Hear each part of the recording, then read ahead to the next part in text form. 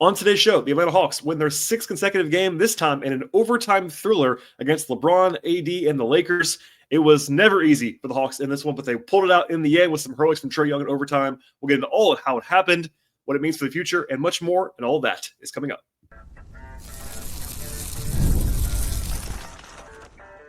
You are Locked On Hawks, your daily Atlanta Hawks podcast.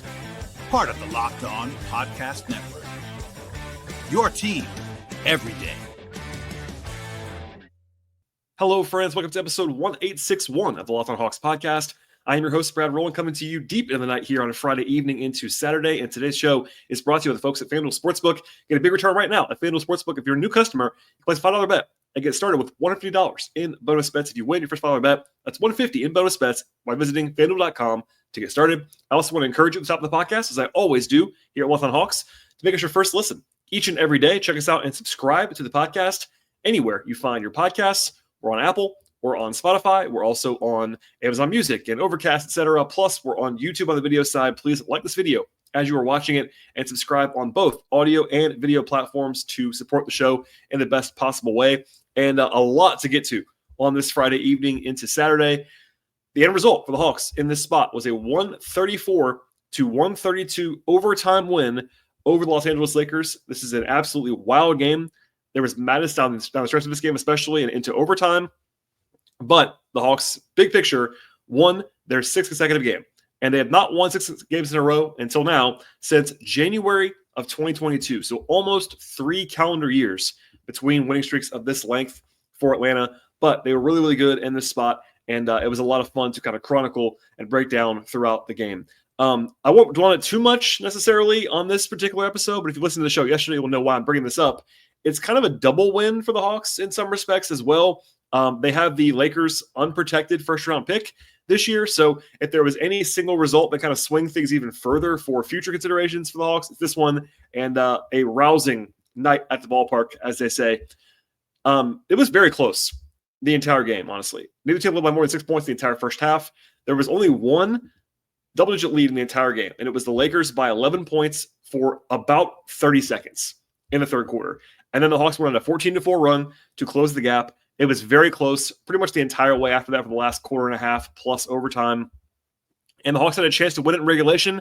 They had a pretty bad possession at the end of it, didn't even get a shot up, but made up for that in overtime. Trey Young was tremendous in the overtime period, accounting for 13 of Atlanta's 15 points in the overtime period, including the game-winning 3 in the final seconds. So some star stuff there from Trey at the end of the game, and the Hawks had a collective team, pretty impressive victory here. They didn't always play that well. It wasn't like they were as good in this game as they had been against Cleveland at times or even against Milwaukee at times, but they held serve at home. They won a game that was available to win. The Lakers played pretty well too, as we'll get into in a second, but an impressive victory. And again, the Hawks are now 13-11, 6 games in a row, and feeling pretty good about themselves as they head into one more game against Denver on Sunday, and then NBA Cup time beginning on Wednesday. As far as the analysis of this game is concerned, what I will start with here is the offensive side of the floor for the Hawks. They had a 117 offensive rating in this game. It was better than that most of the way, actually. The bit of a rough patch in the fourth quarter, only 25 points in that fourth quarter, and then they kind of ride the ship again in overtime. But really good on the whole, I thought, offensively in this game. They had 61% true shooting. That's excellent. 50% from the field, and 17 of 42 from 3. The Hawks had to make some shots to win this game, and they did. Not everyone was awesome from 3, but most guys at least shot it pretty decently from that point in this spot. And the Hawks shared the ball very, very, very well. In fact, they had a season-high 40 assists. And yes, it was an overtime game, but still 40 assists in a game is very impressive. They now have the most 30 assist games in the NBA this season with 14 of those, and they have 25 assists or more in 16 consecutive games. That's a franchise record for the Hawks. They're passing the ball at a high level. Obviously, a lot of that's Trey, who had 20 assists in this game, but there were still 20 more to be handed out. Jalen had 7, Dyson had 5, Vit Krejci had 3, as we'll talk about later on in the podcast. Him playing in this game was kind of a surprise. And yeah, they turned the ball over 17 times, but that wasn't crazy high. This is a very fast-paced game. You can live with that when you have 40 assists. 2-to-1 plus differential is very good. They won the glass convincingly in this game. They had 20-second chance points that were very, very big along the way. They did really struggle at times in transition. They were running, which is usually a good sign to kind of help your offense be boosted, but they couldn't convert those opportunities in this game. But they did have really strong balance. 3 guys with 20 points or more in this game, 7 players with double figures. How about this? 46 points from Hunter and Bogdanovic off the bench combined. And those guys made 9 threes together. I said it last night on the show again, but if you missed it, by the way, that show is still relevant at this point in time as well. But very, very few teams, if any, have a better 6, 7, 8 in the rotation than some combination of Hunter, Bogdanovic, and Okongwu. And that showed very well tonight. Those 3 guys combined to score 61 points off the bench for Atlanta. It's not always about scoring. I'm very much into looking beyond points scored individually, but they got a lot of stuff on their bench this game, and that was very, very impressive. In fact, the bench outscored the Lakers bench by 48 points in this game. And I do have to give this caveat. The Lakers, as I said yesterday on the show, just to be fair, they have a very bad bench, so that's part of this. But the Hawks scored 67 points off the bench, and that 48-point margin for Atlanta in bench scoring is the biggest margin by a Hawks bench since 1993. Yeah. Big swing there in Atlanta's favor. So it wasn't always perfect for sure, but it was good enough. And it helps when you have one guy go for 31 and 20, which is what Trae did in this game. 31 points and 20 assists on top of the ridiculous bench effort in this game. Defensively, it wasn't as good as it's been for a while. It did get better, though, as the game went on, which was certainly important to pull out the game in the end. A 116 up defensive rating, which is not very good, but 110 after halftime is quite good, including 88 in the fourth quarter. 88 in the fourth quarter is very, very, very impressive down the stretch. And overtime is a little bit back up, but overall, they did a good job defending without fouling in this game. The Lakers were actually coming into the night number 1 in the league in free throw rate this season, and they were not able to kind of generate tons of free throws along the way here, which was key for the Hawks to not give them free points at the line. Part of that is that they made a lot of jump shots in this game, to be honest, but at the same time, LA making jump shots is like, you can't really do anything about that. The Hawks did a pretty good job, I thought, overall in this game as far as like contesting shots. They didn't play perfectly on defense at any point in this one, but they did a good job. And officiating wise, it was not my favorite game necessarily. The Lakers did shoot the ball very, very well in this game. They were 16 of 35 from 3. That's 46% from 3. But the Hawks rebounded very well. They had a more than an 80% defensive rebound rate, which is excellent, excellent stuff. Closing possessions when you actually do force missed shots is very important. And they won the possession battle in this game by a few. That was big in a close game. And look, there's some noise too. LeBron James is an all-time great player. No question about that. He's also having his worst season of his career since his rookie season, probably. And of course, he finds the Wayback Machine tonight in Atlanta, has 39, 11, and 10. Hats tip to him. He was awesome in this game. Anthony Davis was also quite good in this game, 38 points for AD. Like, if you said to me yesterday or this morning, AD and LeBron are going to have 77 points, I would say, all right, the Hawks are probably in some level of trouble. But as I said yesterday on the show, it's kind of a two-man team. And especially with Austin Reeves out, they're relying on those guys. And yeah, the Hawks overcame all of that. They did a better job on LeBron later on in the game when it was more Dyson than it had been earlier in the season. Earlier in the night as Jalen had foul trouble. But as noted, defensively, it was much better as the game went along, which is not, it doesn't mean that, it all counts. First quarter counts too. And they were not great defensively in this game, but they were okay. They were respectable. They gave them a chance. It was still probably their shakiest defensive effort of the winning streak so far, but it was good when it mattered most. And look, this was a very fun game. It was certainly, I'm sure, heart attack inducing for some Hawks fans along the way because the Hawks had chances to win this game more comfortably down the stretch. But, sometimes you got to win close games and they don't all break your way. They won't all break their way. I promise you that during the course of the season. But Atlanta made plays late. Their star pulled them out of the fire in overtime after kind of helping to put them into the fire in the fourth quarter. It all comes out in the wash. But in the end now, the Hawks win this game. That's 6 in a row. The vibes are great. And we'll get into all of what transpired in this one when it comes to like the game flow, my observations, and sort of play-by-play analysis on the stretch, etc. First, though, work with my partners on the show. Today's show is brought to you by Robinhood Gold. With Robinhood Gold, you do not need a silver spoon to eat up the financial favors of the 1%. Robinhood Gold also allows others to get the rates and perks usually reserved for the high society. And now the resourceful individual with Robinhood Gold can earn the very liberal rate of 4.25% APY on uninvested cash and be rewarded with a handsome 3% retirement boost on IRA account contributions. Robinhood Gold provides the privileges of the high net worth for any net worth. And these generous benefits are now available for only $5 per month. The new gold standard is here with Robinhood Gold. Sign up at robinhood.com/gold. That's robinhood.com/gold. Terms apply. For product specific disclosures, visit robinhood.com/gold. Investing involves risks. Rate may change. Gold membership is offered by Robinhood Gold, LLC. Okay, and we'll get into how this all unfolded. And it was a long game. In fact, it was already a long game before overtime. So I might kind of fast forward a few times during this.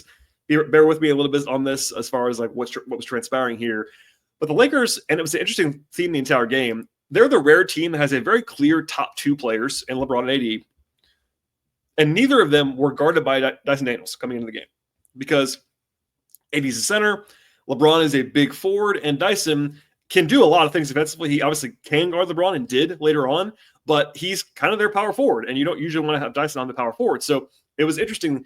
I was kind of leaning towards playing Bogey some over Dyson in crunch time, which they kind of did a little bit, but once they put Dyson on LeBron, it did help down the stretch. But how about this? LeBron was, as I mentioned before, struggling before this game. He was 1 of 23 from three-point range in his last 5 games. Right on cue tonight, he shot 6 of 11, and I believe he was at 1.5 of 7. So he got cool off a little bit, but he was red hot in this one, kind of on cue, make every joke about the Hawks and their three-point defense to certain players, but he was hot in this game.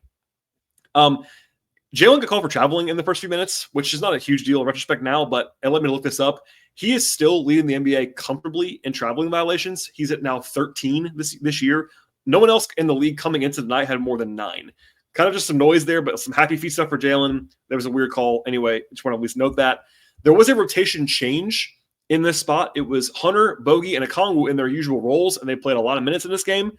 But the backup point guard minutes went to V. Krejci in this one, which I was surprised by. I wasn't shocked, but I was mildly surprised by this because it came in the middle of the winning streak. Usually when you're winning and people I got this question probably 5 times, it's like, hey, why would they change this now? I get that's the question. It's a logical thing to do. It's not crazy at all to do that. I've said this before. I'll probably say it again. Like, there's obviously an argument that Vita is better in a vacuum than Kobe. Kobe's more of a point guard than Vita is, but Vita is more established. He's an older player, played more minutes, et cetera, et cetera. Last year, got the contract. And the Lakers are not like super quick on the perimeter necessarily. Quinn talked about this after the game, not necessarily like as the reason why, but they wanted to use Vita's ability to get into the lane and also his size, which certainly is an advantage for him over Kobe. Didn't give a direct answer necessarily, but look, I have no issue with this. It doesn't mean that they're going to suddenly go to this all the time. They've been going to Kobe. Kobe's been doing an okay job. Not a great job, but an okay job. They're invested in Kobe. But I wasn't shocked. And unfortunately, with Quinn, he's not going to give you a straight answer about like why they did anything, basically, in general. He was asked about it. He gave the answer that I said a second ago. But yeah, eyebrow raising a little bit. But I thought Vite was very clearly, in my opinion, watching him, nervous, maybe not as much, but definitely pressing early on. Later on, in his second and third stints, he was better. The first one, he was all over the place. Not necessarily all in a bad way. He was just kind of jumpy, I would say, after not playing for a while. But he gave him good minutes in a lot of ways. So it wasn't like he killed them at all. He rebounded the ball well. He's a good athlete. He's good. He's good instincts. He's a good passer. So no issue at all with them doing that. It just kind of was a mild surprise. Also on the rotational front, quickly, there's some irony here. Cam Reddish, old pal, plays 21 minutes for the Lakers. A lot of those were against DeAndre Hunter. So it was Cam versus DeAndre, kind of throwbacks for people that have been watching this Hawks team like I have for a long time. That was kind of funny to watch. Anyway, the Hawks had 10 assists in the first quarter, but were still only down by 3 points because the Lakers shot the ball well from three-point range. As the game went along, it was more scattered. Like, I won't do all of the examples here because it's going to be a long podcast already, I'm sure. But it was just kind of like topsy-turvy at various points in this game.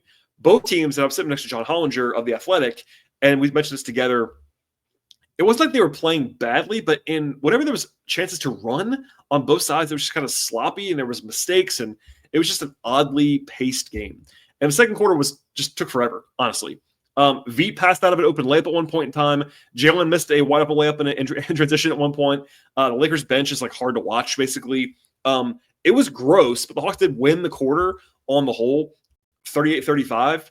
The Lakers did make a bunch of jump shots, including LeBron getting hot. But the Hawks did shoot the ball well in the second quarter, generally speaking. They had some turnovers, but they were tied at halftime after, by the way, in the second quarter took forever. And here's why. There were 3 official reviews in the quarter alone, plus a lot of free throws. And both teams scored at a high level. Defensively, kind of struggled a little bit. Good balance. LeBron and AD had 40 or maybe 39 combined in the first half, etc. I mentioned this before, but Jalen got his 3rd foul to begin the second half on the first possession, basically. And then the next possession, he got his 4th foul. Quinn challenged.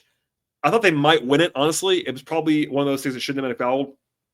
But they lost the challenge, and suddenly Jalen's got 4 fouls with 11 minutes to go in the third quarter. So he basically got benched the rest of the quarter. And that led to some challenges for the Hawks. Jalen wasn't perfect in this game, but obviously you want his skill set out there.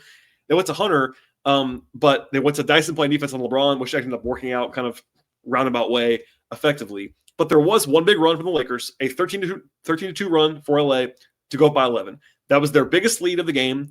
The Hawks had 3 turnovers in about 5 possessions, plus a missed layup by Dyson, so it was kind of a rough spell there. And then the Lakers hit 3 threes, including a very absurd one-legged shot by LeBron that went in, like kind of in a hilarious fashion. But to the Hawks' credit, they, after a timeout, had a 14-4 run to get back to 1 right away. They hit 4 threes, 2 by Hunter, 2 by Trae, and then a foul that Bogey drew. Defensively, it was pretty solid in the middle of the quarter. Trae had a big stretch there in the third, actually, with 13 points in about 6 minutes. He had a very deep three from the left wing. It was a big shot. They brought in Veet with Trae for a little while because they didn't have Jalen to go to because of the fouls. They played a lineup that I don't recall seeing this season. It was Trae, Dyson, Veet, Bogey, and Okongwu. So basically, maybe like Bogey's the power forward in that lineup. I'm not even really sure. And then it was Riche after that. I didn't love the way that was handled. There were some challenges, like you can't play Hunter the entire quarter, and Jalen was out too. So like at some point, they were going to have to go to a lineup that either had an ice cold Larry Nance, or you go to Riche at the 4, or whatever. And they kind of did that, but it was kind of not great. There was one stretch where they couldn't get a rebound, honestly, because they were playing so small. But it was they managed to hang in there basically in the third. And then the fourth was kind of the opposite. The third was more offensive focused. Fourth quarter was definitely more slow down, defensive focused. They did lead a few times. It was very, very close the whole fourth quarter. There was a funny stretch in the fourth where both teams missed like 4 layups in a row. It was just kind of scattered basketball. I won't do the entire play-by-play, basically, but there was a dust-up late in the fourth between Hunter and LeBron. They were jockeying and kind of hand-fighting for position. LeBron then ran through Hunter off the ball, got a foul call, and then Hunter got in his face. And Hunter was not shy. After the game, he kind of gave LeBron respect, but certainly said, once you're competing, you're competing. And I think Hunter showing some fire there was a good sign for Atlanta, but there was a little bit of drama there. Hunter drew actually 3 fouls on the same possession as an offensive player, which is not what you normally would see. But he got the Lakers in the bonus right away, basically by himself, which was wild. I will say this now once. Fans always want more of this. I actually don't like talking about officiating necessarily on the podcast. I thought the Hawks got a pretty unfavorable whistle, especially for a home team in this setting. There were 2 reviews on challenges that both were close, and they both went to the Lakers. That's one thing. But like some just strange, usually benefit of the doubt goes to the home team in some respect, and it didn't really go that way. It was kind of just frustrating. Not well officiated in general. Even some calls the Hawks got, I didn't love too. It wasn't like it was all one-sided. Just like I thought a pretty badly officiated game in general. That was part of this down the stretch. Okongwu got called for this off-ball foul that I did not like. That was a weird call, and it could have been a big swing. It took actually free throws away from Jalen. Anyway, fast forward a little bit more. The Hawks were down by 4 late after a LeBron jumper. Dyson had an awesome sequence where first of all, he hit a 3 on a kickout pass by Trae to Dyson in the corner. Then Dyson drew an offensive foul on AD in the backcourt on the next possession. And then he made a floater for the lead all in like 10 seconds. So he scored 5 points and drew a foul defensively in 10 seconds. Massive stretch from Dyson to get the Hawks literally from down 4 to up 1. They did allow a dunk to Davis after that. I'll just note this. I thought Okongwu was pretty good in this game, but there were moments where Capella's defense was sorely missed in the second half. Anyway, Trae then missed a couple of shots down the stretch of the fourth quarter. I thought Dyson did a good job on LeBron, forcing a miss there. Dyson tracked down an offensive rebound off of a Trae miss late, found Hunter on a good pass for a 3 to go by 2, and the Lakers didn't call timeout. The Hawks almost got a game-sealing steal up to 100 minutes ago, but the pass was deflected, and I mean literally right to LeBron. Just unlucky, right to LeBron, who makes the layup, ties the game. The Hawks had a chance to win the game. So I'll stop here for a second and just say this.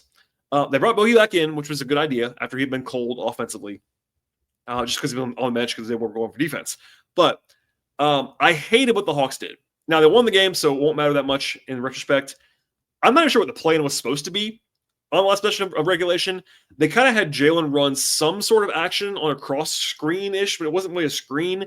My friend Kevin Chenard said this in real time, but maybe use Bogey if you're going to do that to some more gravity. Maybe even Hunter, who had been red hot, instead of Jalen. But no matter what happened, nothing really happened there, and that took way too long. Like, the Hawks are just doing this every time now for whatever reason at the end of games. They throw the ball in the backcourt, they walk it up, and honestly, people were mad at Trae. Trae didn't do a good job of that possession by any means. My issue was more of like what was designed, because there was nothing going on. So Trae could have done better to get a shot off there, but it was just like took forever. It just took forever to get anything. Anyway, bad possession. And fortunately, the Hawks won this game, so they can kind of laugh about it now. But it was really rough there to maybe have a chance to win the game. Anyway, to overtime briefly here. In direct contrast to the previous possession, the Hawks had a couple of nice trips early in overtime. Okongwu slipped to the rim. Trae started his barrage and a nice pass, and Okongwu finished the layup. Then after they got a stop, Trae had another assist, this time to Hunter for a big dunk in sort of on his way to the rim. So they go up by 4. The Lakers, though, made some jump shots again, another sort of contested 3. Okongwu fouled out moments later on a foul against Davis, who made both, and the Hawks were suddenly down by 1 again. Trae then scored on a drive past Cam Reddish, and then the Hawks had their second deflection that was perfect defensively that goes right to LeBron, again, this time for an open 3. So unlucky there, just some noise. It is what it is. Then Trae scores on the end of the floor, tie the game. And then Gabe Vincent, who was really good for the Lakers in this game, makes a 3 to go actually put the Hawks down by 3 with under 2 to go. So now you're an underdog for sure, down 3 in the final minutes. But Trae then finds a cutting Dyson for a bucket. They get a stop. Trae misses a floater. Capella puts it back in, but they called Capella, who come back in again because Okongwu fouled out. Capella was called for a very, very soft loose ball foul that not only was a foul, but took points off the board. And that's one of those calls that I was referring to earlier that the Hawks just not getting a very good whistle in this game. Was that a letter of the law foul on Clint? Like, maybe, but in that spot to call that was pretty brutal, I thought. Anyway, the Hawks were down 3 again because 80 hits a jump shot, and the Hawks are down 3 with under a minute to go. So at that point in time, they have to score. They call timeout. They actually did run a great play there. It was a designed fake DHO to get Jalen going downhill. He gets downhill. He scored. Well, he actually didn't score. He got to the line, made both. Then Dyson gets a steal at midcourt and has a chance to take the lead on the fast break, right? LeBron, in LeBron fashion, gets one of his patented chase down blocks. Great play by him. It was a bad turnover by him, but also great play defensively. But it was ruled after a challenge by the Lakers, which was a great challenge by them, honestly, it was Hawks ball a lot in real time. They challenged it and it was overturned. That's one of those plays that for like 60 years of basketball would never have ever gone to the Lakers. But because of the challenge and the way that it was letter of the law, like you have to overturn it. So it is what it is. Lakers ball, huge swing there again against the Hawks. And they still won this game somehow. But Atlanta, they get it's funny. They had to get a steal or they had to foul. One of the two, except neither one of those happened. They actually ended up forcing a jump ball there, which is a great scenario, except for the fact that it's Dyson against Anthony Davis. Not a great matchup on a jump ball, but they win the jump ball because it gets tipped and DeAndre Hunter wins a 3-way race to the ball in the backcourt. They get the ball back and they get the ball down by 1 with a chance to win it. Timeout. chance for redemption after the way that regulation went. And this time they got it. They didn't waste any time. They ran in different actions. They actually had ball movement and player movement. They ended up with a two-man look at the top of the key between Trae and Hunter. Hunter flips it back to Trae after two passes on the left wing for a catch-and-shoot three. And Quinn praised this after the game. They've been working on this. They want Trae to take those shots. He gets a good look. He makes it to go up by 2 in 5 seconds. Then LeBron, in typical LeBron fashion, gets a shot up. I had a good angle from where I was sitting. I knew it wasn't going to go in. I'm sure Hawks fans were mortified when that ball went in the air for the win. It didn't go in. And that was that. So the Hawks were, again, down by 3 in the final minute and managed to win it in regulation. Sorry, in overtime without going into another period. That was big. Trae, biggest shot of the night, obviously. I gave the number earlier, I think, but Trae accounted for 13 of 15 points in overtime, 7 points and 3 assists. The only points that were not Trae were the fake DHO free throws by Jalen. Everything else was all Trae down the stretch, and then defensively they got enough stops. It was a wild one. I know it's a lot of information. I actually left some stuff on the cutting floor here or there. And I know not everybody needs the play-by-play, but I try to give you some analysis along the way, like what actually happened, because as always, people either watched the game or they didn't. So not everybody watched the game and they listened to the show to catch up on that. So a lot of wildness there, game flow-wise, like maybe some stats along the way, but the Hawks just made enough plays. Like a lot went against them. They did shoot well at times, but between the officiating, some of the caroms, a lot went against them.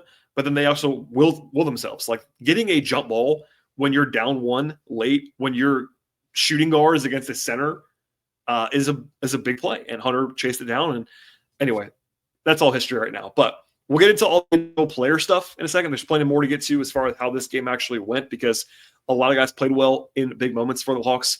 First, though, or from our partners on the podcast today. Today's show is brought to you by FanDuel Sportsbook. Tackle the action in the NFL, NBA, and much more this season at FanDuel Sportsbook. FanDuel is America's #1 sportsbook, and right now, if you're a new customer, bet $5 to get $150 in bonus bets if you win that first $5 bet.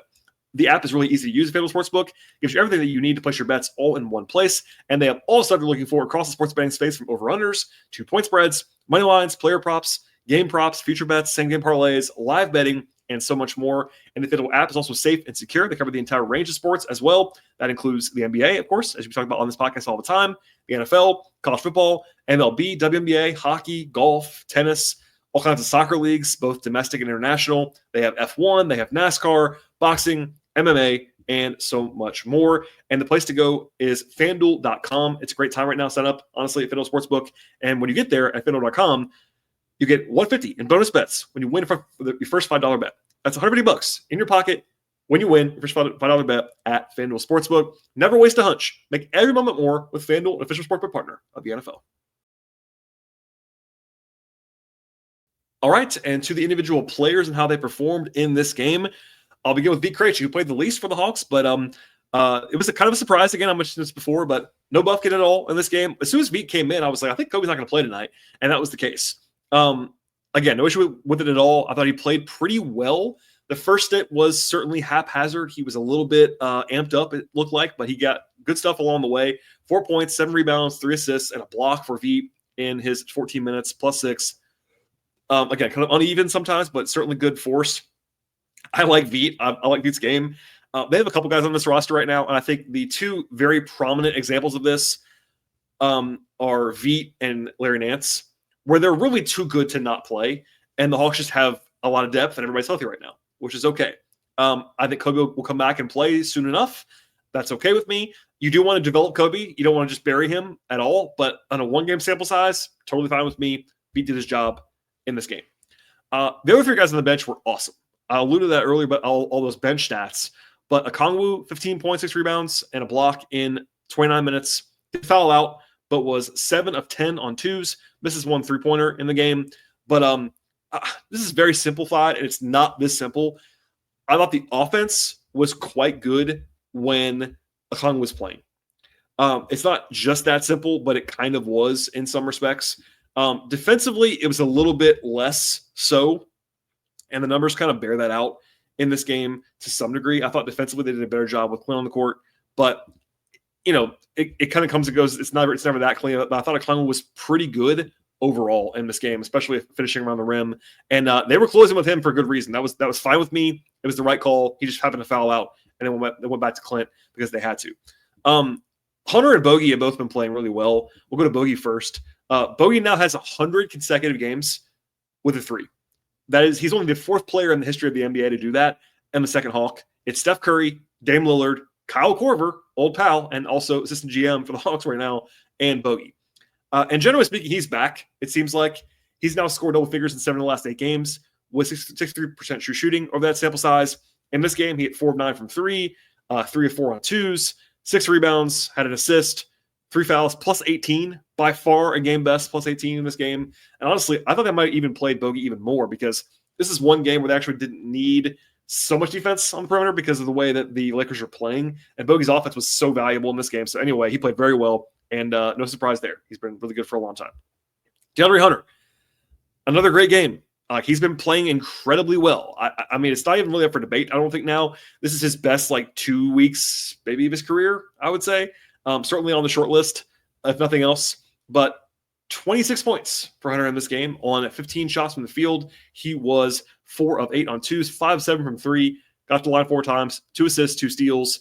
Actually, it was -5, which is kind of weird. But I thought he played very well in this one. And now, during the streak, 6 games, Hunter is averaging 23 points per game on 56% from the floor, 53% from 3. Just on an absolute heater right now. It's going to cool off at some point, but right now, ride the wave. He's been awesome. To the starters, Ricochet was fine, 11 points, 4 rebounds, had a steal, had a block. Had a rough start in this one. I was going to talk about that earlier. If this game had been shorter, I would have done this. But his first stint was really not very good. But once he found it, it was better. He was a little bit jumpy. Maybe it's because of LeBron or whatever. First time playing against LeBron, you don't want to say that's the reason why. But he was a little bit uneven. But when he settled in, it was much better. I think defensively he's been good all year long. He was just fine. He wasn't great, but it was okay. Capella, same thing. Kind of a quiet day for Clint overall. 4 points, 4 rebounds in 24 minutes. Had 2 assists, 2 blocks. I think defensively, he was some nice moments from him, as there had been most of the year. But he was just okay, too. It wasn't like he was great at all. Just a solid enough performance, kind of just quiet. Jalen was not his best. In fact, it was probably Jalen's most mediocre offensive game for a long time. In fact, it was the lowest scoring game for Jalen since October. So it's been a while. It's all about scoring, but still. 12 points, 10 rebounds to lead the Hawks, 7 assists, 6 turnovers. He just didn't play very well, I don't think, for him. Again, that for him is doing a lot of work. What I do here when I say a guy's not playing very well, I'm always grading on a curve to where they actually are.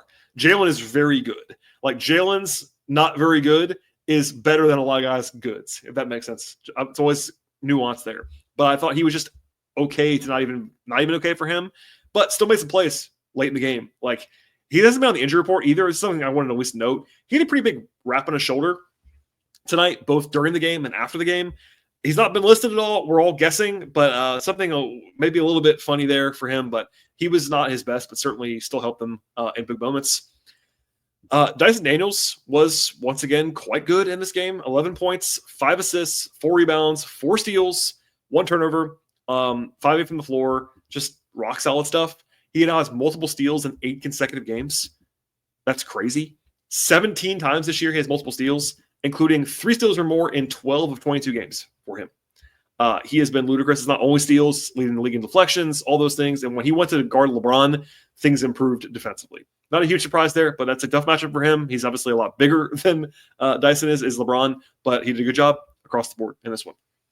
And then finally, Trey Young. Now, it was not a spotless game. His fourth quarter was not good, but how about this for a set of numbers? This is the first time in Hawks history that any player has gone for 30 points or more and 20 assists or more. Trey had 31 and 20 in this game. He's the first player in the NBA since at least 1980.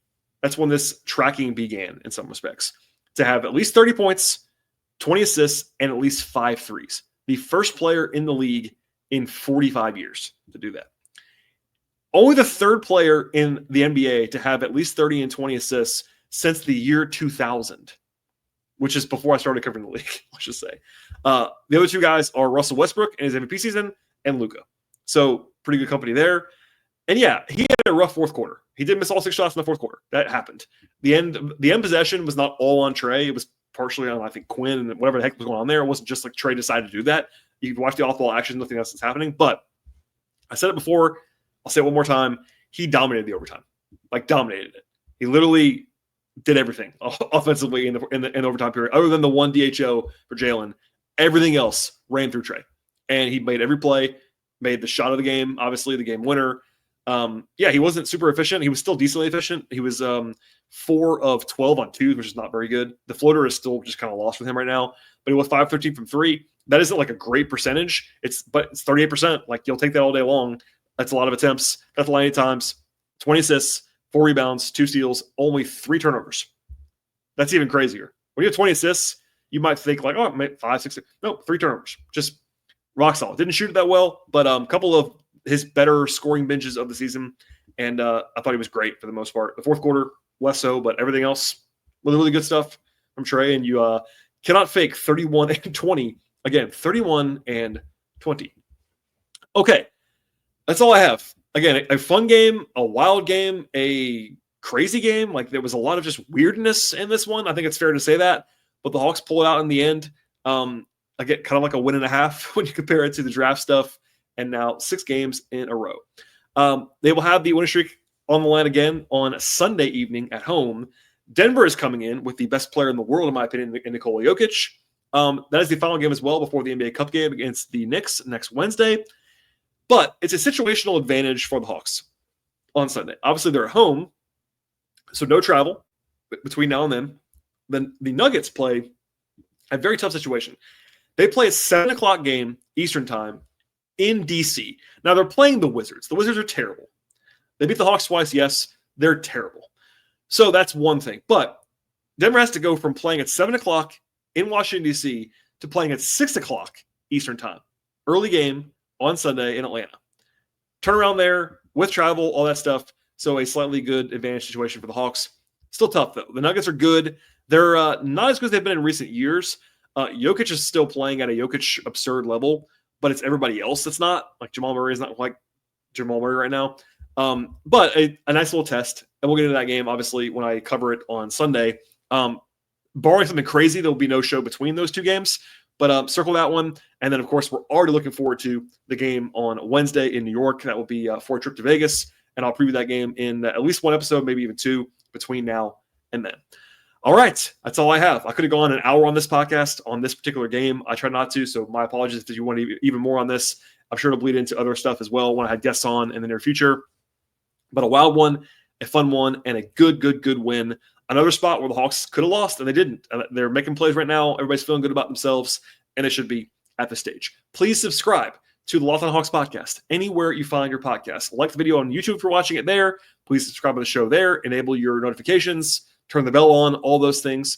Tell your friends. Also, subscribe on Apple and Spotify and Overcast and on Music, Podbean, anywhere you listen to the podcast. We should be there. 5-star ratings and reviews, appreciated as well. And the show is on Twitter/X at Locked On Hawks. I am there at BT Rowland. I'm also on Blue Sky at BT Rowland, and you can follow my non-podcast work, both in written form and some extra audio, press conferences and stuff, at patreon.com/BT Rowland. All right, that's all I have. Enjoy your week, everybody. I'll be back after the game on Sunday, and we'll see you all next time.